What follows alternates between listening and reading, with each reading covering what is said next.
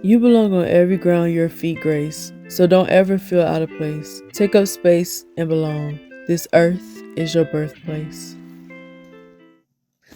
I'm so happy to be finally done with this show. Not that it was a drag singing or whatever, but I don't know. I just kept having things come in between, so I'm happy to like have a lighter load. But I just want to start off saying I really love how this reunion wasn't filled with drama and they wouldn't even let it get there. And when it was moments where there was going to be drama, they kind of stopped it or whatever. And I like that. I feel like, they were very like mature about things. Okay, so the reunion starts off with them getting right on Oli and Demi. Of course, they're not together. I didn't think after this, when she left, not with him, I didn't think that they were going to get back together. I was hoping that they would. I like them together, but just because people seem good together and just because the guy seems like a good guy and the girl seems like a good girl does not always mean that they are for each other. I am happy that Demi was able to become self-aware of her journey here and like she was able to grow from the person that she was here. She was able to recognize that she wasn't really being herself and she was a shell of herself, and recognizing that because of this, she didn't feel like Oli was the guy for her. Not necessarily that something was wrong with him, because that's not what she said at all. Not necessarily that he did something wrong, but just sometimes a person will just show you. Sometimes you won't be yourself with a person, even if they are a good person. You will find yourself changing things about yourself. And I think it was important for her to recognize that, and I'm happy that she did. I'm also happy that, she is more confident. You could just tell that she's just more confident. I love it. I was right. They did talk before the whole wedding ceremony and they both agreed that it wasn't a right time for them to get married. I knew that they had to agree because it didn't make sense otherwise. Even though Oli tried to make it seem like he was so shocked, he didn't do a good job at doing that. But I just kind of knew that they had to have a conversation because I just don't see Demi saying no in a situation where they didn't have a conversation and agreed. Not necessarily, I don't see that she would have said no, but I just knew that she would have been honest about it before walking down the aisle. That's what I meant to say. Um, Oli seems to have something going on with Charlotte. They did question him about Charlotte and ask, and he kind of like tried to tiptoe around it, stuttering here and there. But we could read between the lines. There's something going on there. They asked her, and she said that they have been getting to know each other. They're in a good spot. So I assume that they're dating. And if they're not, oh well. Um, Also, Demi checked Catherine about that comment she made when she said that she don't feel like Demi and Oli would have been good together outside of the show.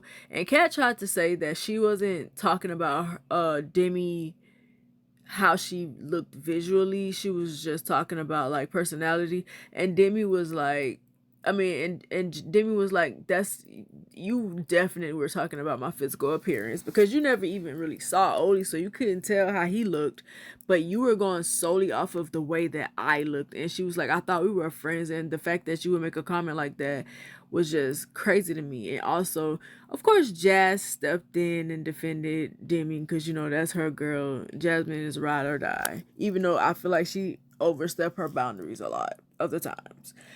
But Jazz was like, you definitely were talking about her looks. And Catherine was like, yeah, I said some awful things. Almost cried a little bit because I guess she didn't feel like they was gonna come at her like that. But it's just so good to see Demi just so much more confident that she's able to speak out about things. She's not worried about being a people pleaser and stuff like that. It just seems like this show just helped her to grow so much and to get so much more comfortable in her skin. Um, so it goes to Steven and Sabrina, and I was sad to see that the two of them weren't together anymore. But they said that the long distance didn't work out. It kind of seems like they got their wires crossed. Like Sabrina's believes that it didn't work out because Steven wasn't accommodating and he didn't respect her and he wasn't trying to allow space for her to fit in his life.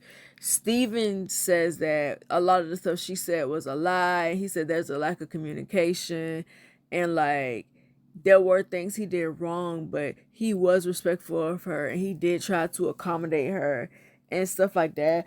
It just kind of seems like they have like a misunderstanding, and I feel like they probably could have gone to therapy and fixed what is going on between them because it doesn't seem like it's too far gone.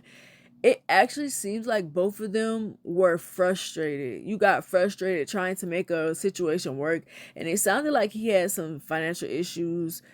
And a lot of times when men have financial issues, they can be a bit moody, they can be a bit hard to deal with, and also self-centered, because to a man, having money and having their finances in check is the most important thing because they were taught that that is what makes them a man. And it's really sad because they have so much more to offer than work in their pockets. And it's all and you'll have a lot of men who will say that on social media, but at the same time, I feel like they will say that, but they won't let go of that whole thing. I don't know what that is with them. Like they'll say, we're much more than our pockets, and we don't just want to provide, and we can do more than just provide, and stuff like that. They're tired of just providing and being finances, but I feel like a lot of them will say that, but they will still do that because it's easier to maneuver into somebody's life when you're leading with money. When you have money and you're offering things, material things and stuff like that, you can get access to certain things that you want without having to put in a lot of effort. And I feel like even though a lot of them complain about that, they don't want to put up the effort that it takes for us to see value in other things besides their pockets. Like that's how I feel. I feel like a lot of men, they won't let go of it, even though they say that they hate it so much they won't let go of it because it's easy to be the pocketbook. It's easy to be the wallet, to pay money and do all of these things so you can get something in return. They like the transactional part of that whole thing because if I'm giving you money, you have to give me something. Even if I don't deserve it, even if I'm not putting in effort in other places, you have to give me something. So I think there's a little pride there. So like whenever they're having financial situations, they are hard to be in a relationship with. And a lot of times they don't see that. They have like these blocks. They don't see how difficult it is. And also especially with women who don't really care about money like that. It's like, bro, I'm not even on your back about money. Like I'm willing to even, I ain't gonna say help you out financially, but help you out. I feel like a lot of women would help men out financially. I'm willing to even help you out, but you're making it hard. You're frustrating me because all I want to do is help you and you're making it hard. But I don't know. It just seems like wires are crossed. Like they have two different perspectives of how things end. And that's not unusual, but I just feel like the things that they were complaining about could have been fixed. Like I don't know, I feel like they could have went to a therapist and fixed that, but if they don't feel like it's worth it, who am I to say that it is? um okay. So we get to Bobby and Jasmine, and they're doing well. You could tell by the look on their faces. You could just tell by their energy, everything that they're doing well. I also did not have. I'm not shocked that they're doing well. I felt like Bobby, the minute that he saw Jasmine, he would have done anything to make their relationship work. Not just saying that he is only physically attracted to her, but I just feel like he already loved her. He already had feelings for her. But when he saw her, you could just tell by the look on that man's face that he would have done anything to make her happy. And I feel like he did. From the moment that he decided to marry her, he just committed to doing whatever to make her happy. And I think that's beautiful because you don't see that in a lot of people. But um I feel like Jasmine did have her moments, but I feel like he kind of evened it out. Like, girl, take those worries over there. I'm a different guy. You ain't got to worry about that with me. And he proved it. Not only did he say it, he proved it. And that is a beautiful thing. You could tell that they're best friends. Like, it was so sweet seeing their like first year together or whatever. And then they talk about the mom thing and kind of asked him how he felt when she said she didn't feel like he would be capable of taking care of Jasmine. He said it hurt him, but it also pushed him to show up. Um, and then they asked the mom if she approves, and she said she approves 110%, and that is beautiful. Like, just beautiful all around. I loved that worked out. So they go to Tom and Maria. Of course, it didn't work out with them. I didn't think that they were going to get back together because Tom was adamant about not being with a woman who wanted him to uh lead financially, because Maria said that she didn't expect Tom to pay all of her bills and buy her things and do this and do that or whatever. She didn't expect that, but I think that she gave off that she did expect that. Not saying that nothing is wrong with it, but I feel like she gave that she did expect him to do that because she kept bringing up the issue like, a man is supposed to do this in my family. The men did this, the men did that, whatever, whatever. And he just wasn't with it. And when you have differences of opinion when it comes to finances, it just is not going to work out. He just from the beginning was like, I ain't doing all that. You offered to pay for that breakfast, I'm gonna let you pay for it. Like, I ain't doing all of what you talking about. And I just knew it wasn't gonna work when that kept coming up. When she kept like bringing it up, and I do feel like she was like badgering him about that. Like, even though she says she didn't expect that, I feel like she did expect that. Just standing your truth. There's nothing wrong with it. You expected that. There are plenty of men who are okay with being the providers because, like I said previously, that is easier. It's easier to show up in that way, especially because a lot of women, even though they won't be happy sometimes in a relationship, they will put up with the 10% that they're getting just because he provides a roof over their heads. And who am I to say that they're wrong for that? Okay? What works for you works for you. But it wouldn't work for me. Because you're not about to sit and complain to me about, oh, men, why do men gotta be providers or whatever? And then I tell you, well, I don't expect that from you. Uh I'm okay with carrying my load, and you think that you're gonna come into the relationship just with half of your finances and nothing else. You're crazy. I'm not putting up with that because I value respect, loyalty, and compassion. Somebody who is sensitive to my needs, somebody who sees me as a human being and not a servant. I'm not your servant. You are also going to give half in everything. Okay? Matter of fact, not half, 100%. Both of us come with 100% of everything. It ain't going to be no half money and then I'm doing all of the housework and all of this stuff and you're doing nothing. Absolutely not. If we're going to go half, we're going to go half everywhere. Okay? Okay? Because I ain't no servant. Also, I'm sickly. You not about to kill me with me cleaning up behind you and stuff. I would literally walk out the door and never come back.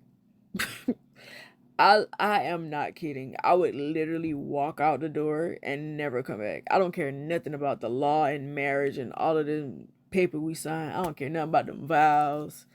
I'm gonna let you know that right off the bat. If I ain't getting what I need in the relationship and I'm giving everything, I'm leaving. But it didn't work out with them. She was mad about comments that he made, like saying stuff like, "I want a woman who's gonna raise my daughters to be independent and not rely on a man to pay their way, and who want raise my sons to be more than just, you know, the money or whatever." He really wasn't having it, and that was fine. But he was really like trying to make it seem like her mother raised her wrong, and she didn't. Y'all just were raised two different ways. She was raised and she saw a man providing the way, and you saw a woman. I'm 100% sure if Maria was like, "I will provide everything," Tom would have loved that. He would have been like, "Of course I'm gonna marry her." He just come off like that. He just come off like he would have been 100% okay with that, but you ain't okay with her wanting that from you. But it is what it is. It didn't work out. She talks about a lot of the nasty stuff that he said, and he talks about the fact that like he saw how nasty he was, but he didn't seem like he was gonna change. He just said like, I see how a lot of the things that I said, the rude things the comments that I made or whatever. But do I think he's gonna change? No. He's still gonna be judgmental of people. He's still gonna feel the way he wants to feel, and that's him. And then they get on the Natasha thing, and uh to see if they like explored things afterwards, and they absolutely did not. Natasha said when she watched the show back, she understood why him and Maria connected and why it was her. And I took from that, I dodged a bullet. She was saying, I saw why I shouldn't have been with him. I dodged a bullet. Yeah. And I'm cool. I'm good on that. I'm good on that. And they also cleared up the whole thing where she was telling him at the like mixer that she loved him, and Tom thinking that she was saying right in that moment, but she said she meant like she loved with a D him. And the fact that he even went back and told Maria that, like, kind of throwing her under the bus without really understanding what she was saying, was weird to me. I don't know. Just the way he reacted was weird. He could have just was like, "Can you clarify if he didn't understand?" I don't know. He just went back and was like, "Yeah, she just told me she loved me." That could have started drama between the two of them, and it wasn't that. But Maria and Natasha are fine. They don't have no drama between the two of them. And they were asking Maria if like there could be any reconciliation. She like, "I'm good on this nigga. I'm good on him. I don't want him." And I don't blame her. Dodged a bullet for sure. Um, and not necessarily because of the finance, because I don't care about that. He was a terrible person. He was very judgmental. I ain't gonna say he was terrible. I'm gonna stop saying that about people. He was very judgmental, and he just has these specific views. And I didn't understand the whole money thing with him when he made a lot of the situations about money, like the fact that he thought that her being a makeup artist was like beneath him, or like that wasn't a feasible job for her to work. Like, but you're complaining about the fact that she wants you to pay for things, and maybe he wants her to have a better job so you know she can take care of him. I'm sorry, but Tom gives off that energy to me. He gives off, if the lady was like, "I'll fit the bill," every time there's a bill, she fits the bill, he would be fine with it. That's what he gives to me. So then they go to Benaya and Nicole, and they're doing well. I'm not surprised. I just knew that Benaya and Nicole were just right for each other, and I could see them being married for years down the road. They're going to be one of my favorite Love is Blind couples, just like Lauren and Cam, and Brett and Tiffany, and who else? There's some more people that I can't remember, but I love them together.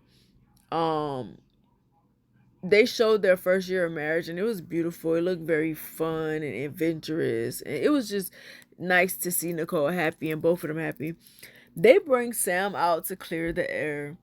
um I still feel the same way about Sam. I just feel like he would have taken he would have tried to marry anybody because he wanted to be on that TV. It didn't matter what woman was sitting in front of him, he would have proposed.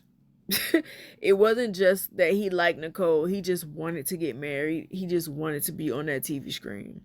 And then we find out that Nicole was the one who broke it off and that he didn't take it well. And also, what he told Benaya about Nicole was trying to sleep with him was a lie. I'm not surprised. She said it was a lie. He didn't. He said yes. He didn't deny it. And Demi was like, "Nigga, just apologize." She ain't said it like that, but she should have. Demi looked like she wanted to walk over there and pick him up by his head and shake him until he gave Nicole that apology. She looked pissed. Pissed. But like, yeah, she was like, just apologize. And he finally apologizes and they move on to Freddie and Kat. Of course, the two of them aren't together. What Freddie was feeling about her in his gut was true. Kat Kat was a lot to deal with. She seemed to be high maintenance, and I'm not saying that nothing is wrong with a high maintenance person, but you have to be with somebody who's willing to keep up with that, who's willing to maintain you. But she seemed really high maintenance, and Freddie just didn't seem like he was the type of man to maintain. Him and Tom are kind of like the same. And then the fact that he was like, I want you to sign a prenup. Like, do you mind signing a prenup? And like, all of my assets go to my sister is wild to ask your wife who has been through life, who would have been through life with you. You would give your money to your sister over your wife. That would have been a red flag to me.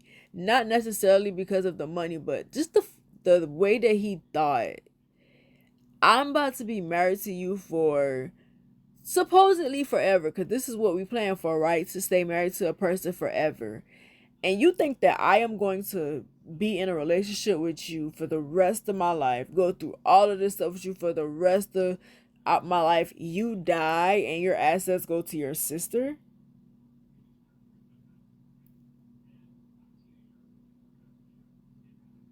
Absolutely not. I just feel like it was kind of like a Demi and Oli situation. These two aren't necessarily bad people. They just weren't right for each other. Two different lifestyles. I feel like Freddie just he was more frugal and she was more bougie, as he liked to say it, as she liked to say it. And I do feel like Kat, she wanted that money. I feel like she really had a problem with the prenup thing. They were never going to get over that. Whenever there's financial issues, it ain't gonna work, because that's like one of the main reasons why couples break up. Their differences was still an issue. He also said that he felt like he couldn't be himself for her, and sometimes she would like get snappy with him. And Kat is saying that she does get snappy, and she seemed like she was getting very emotional hearing a lot of these things about her. Kat seems like one of those people that are surrounded by yes men. She's surrounded by people who enable her behavior and make her think that the way that she behaves is okay because she's pretty. I really feel like she had like the pretty privilege blockers on. She thought that because she was pretty, she should have been able to get everything she wants because everybody enables her. I also feel like there were a lot of insecurities with her because of the adoption situation, and I feel like she does need to go to therapy so she can heal from that, and so she can not have insecurities about that.